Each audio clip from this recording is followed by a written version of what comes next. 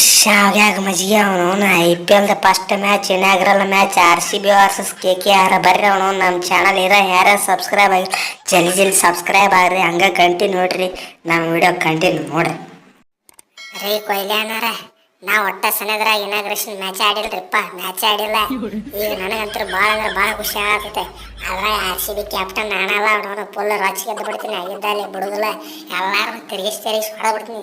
First match ಏನಾದ್ರು ಗೆಲ್ಲೋದು ನಾವ ಬರ್ದಿಟ್ಕೊಂಡ್ಬಿಟ್ರಿ ಅವನು ಭ್ರಮೆ.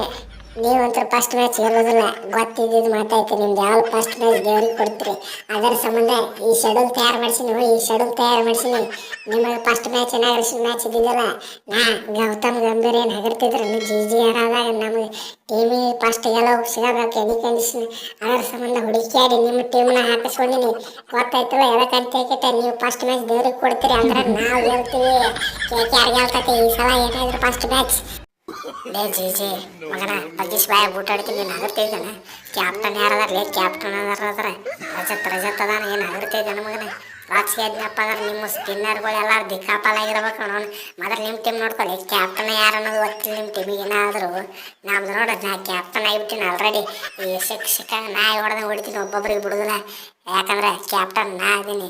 ಫಸ್ಟ್ ಮ್ಯಾಚ್ ಗೆಲ್ಲೋದು ನಾವ ನೋಡಿರ್ಲ, ನಮ್ಮ ಅಕ್ಕಗಳು ಆಲ್ರೆಡಿ ಫಸ್ಟ್ನೇ ಮ್ಯಾಚ್ ಗೆದ್ದು ಬಿಟ್ರೆ ದೇವ್ರಿಗೆ ಕೊಡಂಗಿಲ್ಲ. ಗೆಲ್ಲೋದೇನಾದ್ರು ಅದು ಮಾಡಿ ದೇವ್ರುಗಳಿಗೆ ಕೊಡೋದಿಲ್ಲ ಫಸ್ಟ್ ಮ್ಯಾಚ್ ಗೆದ್ದ.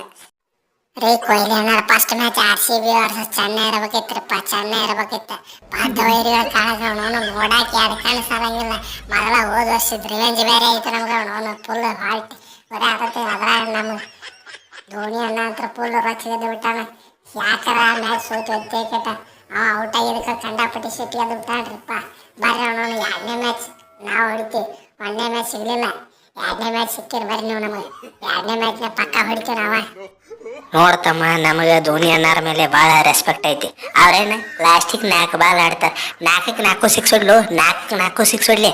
ಬ್ಯಾಡ್ ಅಂದ್ರೆ ಯಾರು ಅವಡವನು ಕಿಂಗ್ ಕೊಹ್ಲಿ ಬಾಂದ್ ಕ್ಯಾಟ್ 120 ಬಾಲ್ ನಾಡ ಆಡಿ ಬಿಡ್ತೀನಿ. ಅವನವನು ಮೊದಲ ಫುಲ್ ರೊಚ್ಚಿಗೆ ಅದು ನಾಯಿ ಹೊಡೆದು ಬಿಡ್ತೀನಿ.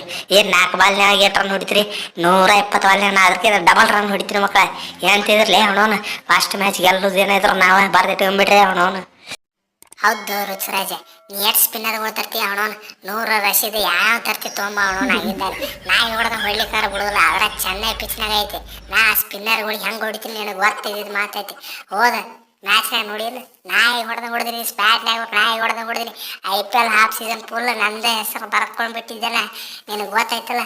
ಹಂಗೆ ಹೊಡಿತೀನಿ ಅಂತೇಳಿ ನಾ ಮೊದಲ ಈ ಕ್ಯಾಪ್ಟನ್ ಆಗಿನಿ, ಡಬಲ್ ಹೊಡಿತೀನಿ ಅವನವನು. ಏನು ಅಗತ್ಯ ಇದ್ದಾನೆ? ಅಲ್ಲೋ ಕೊಹ್ಲಿ, ನಿಮ್ಮವ್ರು ಆಲ್ರೆಡಿ ನಿನ್ನನ್ನು ಕೃಷ್ಣ ಪರಮಾತ್ಮ ಮಾಡಿಬಿಟ್ರೆ. ಕುರುಕ್ಷೇತ್ರ ಇದ್ದು ನೋಡಿದ್ನಿ, ಓದಿಲ್ಲ ಕರೆಕ್ಟಾಗಿ ಓದಿ ಇನ್ನೊಂದ್ಸಲ. ಆದ್ರೆ ಕೃಷ್ಣ ಪರಮಾತ್ಮ ಯುದ್ಧ ಮಾಡಂಗಿಲ್ಲ, ಬರೀ ಅರ್ಜುನ ಮಾಡ್ತಾನೆ ಹಿಂದಿದ್ದ. ನೀನು ಕೃಷ್ಣ ಪರಮಾತ್ಮ ಆಗಿ ಅರ್ಜುನ ಏನೇ ಇದ್ರು ನಿಮ್ಮ ರಜತ್ ಪಟ್ಟಿದಾರ ಏನ, ನೀ ಶಸ್ತ್ರ ಎತ್ತಂಗಿಲ್ಲ, ಗೊತ್ತಾಯ್ತಲ್ಲ. ಅದಕ್ಕೆ ಮರ್ತು ಬಿಟ್ಟನ, ಇನ್ನೊಂದ್ಸಲ ಓದಿ ಬಾ.